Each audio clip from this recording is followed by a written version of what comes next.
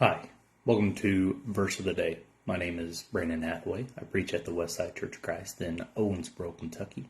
And I want to thank you for joining me. I hope that everybody is doing well and that you have a blessed day today. Today we are in Zechariah chapter 13, and I'm going to look at verses 2 and 3. Zechariah 13, verses 2 and 3. It says here, it will come about in that day, declares the Lord of hosts, that I will cut off the names of the idols from the land, and they will no longer be remembered.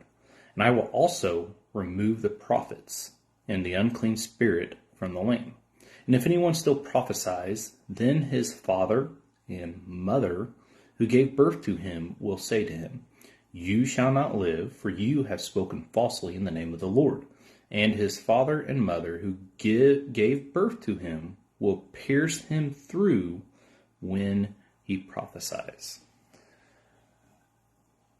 And so I chose this verse because under the New Testament, we have church discipline also, right? We have Matthew 18, where if a brother sins, go and tell him his fault. If he hears you, you gain a brother back.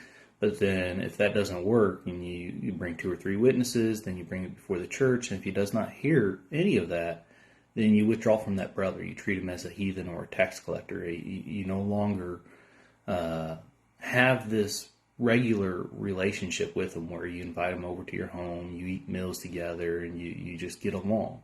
You can use the example in 1 Corinthians where the sexual immoral man is told they're not to associate with him. And other parts throughout the scriptures, time and again, telling us that we are to no longer to associate, to participate with them.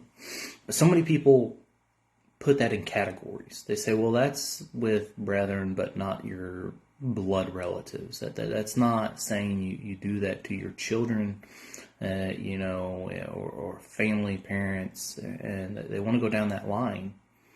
And yet, in the Old Testament, we have this example, we have other examples, that if a child of yours is the one that is caught up in sinning, doing wrong. Here it's saying that they are prophesying lies, right? False prophets. Mm-hmm. That the parents are telling them that they either stop, and if they prophesy again, they're the ones, right? They're the ones who are to pierce him through. In other parts, it brings out that one who does not heed the warning and obey, that the parents were the first ones to cast the stone. And so, if under the old law, which we're not under the old law, I know that, but under the old law, that the parents were the first ones to punish their children, and it was a punishment to death, right? That they stoned them to death. Here they're piercing them through, killing the person, because they are prophesying lies and leading people astray. And God had the parents do that. Why would that be different under the New Testament, under the new law, when it talks about withdrawing from them so that they can be ashamed of their sin? We get caught up in thinking that it's different when it's not. Again, I know we're not physically killing a person, which is good, right?